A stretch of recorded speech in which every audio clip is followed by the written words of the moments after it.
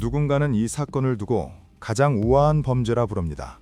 단 한 방울의 피도 흘리지 않았고 단 한 발의 총성도 울리지 않았으며 오직 3분이라는 짧은 시간 동안 3억엔이라는 거대한 욕망이 증발해버렸기 때문입니다.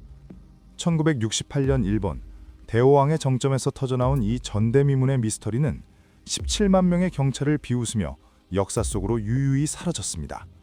돈은 어디로 갔을까요? 그리고 그 헬멧 속의 남자는 지금 어디에 있을까요? 오늘 우리는 그날 차가운 빛 속에서 시작된 일들을 다시 재현해 보려고 합니다. 1968년 12월 10일 아침, 도쿄 후추시는 여느 때와 다름없는 평온한 풍경이었습니다. 하지만 니혼 신탁은행 지점 앞은 조금 이른 시간부터 묘한 긴장감이 흐르고 있었죠. 직원들의 바쁜 손놀림 끝에 철제 가방들이 채워지고 있었습니다. 그 안엔 누군가에겐 꿈이었을 당시 돈 3억엔이라는 거금이 실리고 있었죠. 빗길을 뚫고 은행 수송 차량 한 대가 천천히 움직이기 시작했습니다. 목적지는 도시바 공장. 하지만 그들은 알지 못했습니다.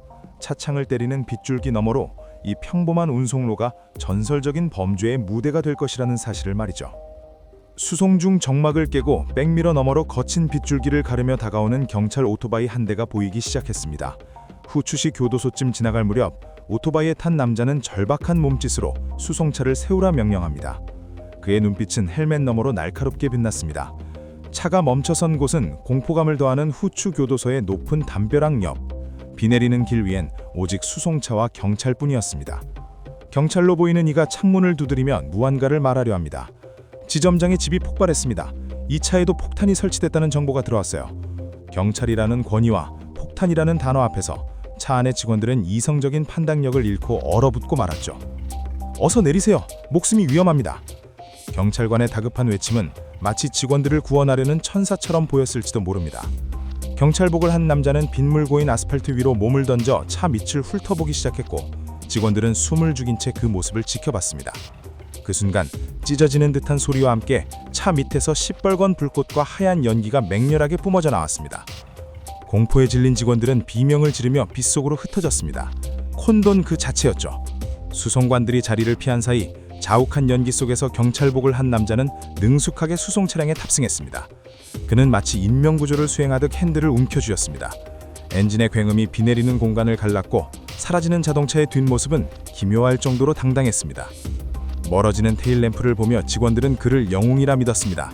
자신들을 대신해 죽음을 무릅쓴 용감한 경찰이라고 말이죠.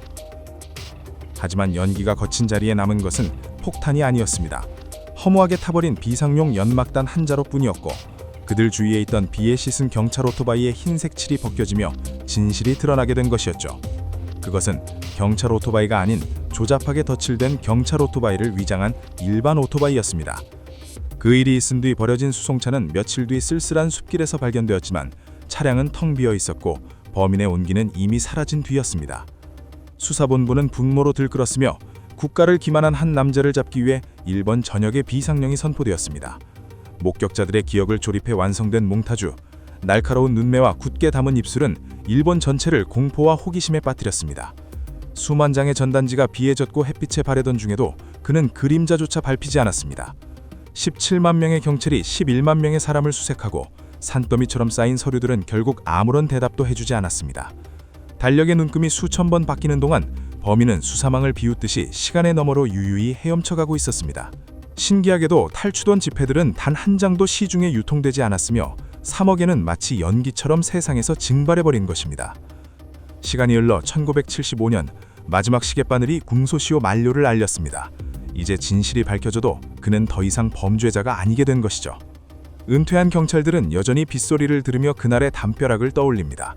평생을 쫓았지만 잡지 못한 유령을 말이죠. 50년이 넘는 세월이 흘러 도시는 눈부시게 변했지만 1968년 그 비 내리는 도로의 수수께끼는 여전히 풀리지 않은 채 박쥐되어 있습니다. 어쩌면 그는 지금 이 순간에도 우리 곁을 지나치며 헬멧 속에서 보이지 않는 미소를 짓고 있을지도 모릅니다. 이야기를 끝까지 들어주셔서 감사합니다.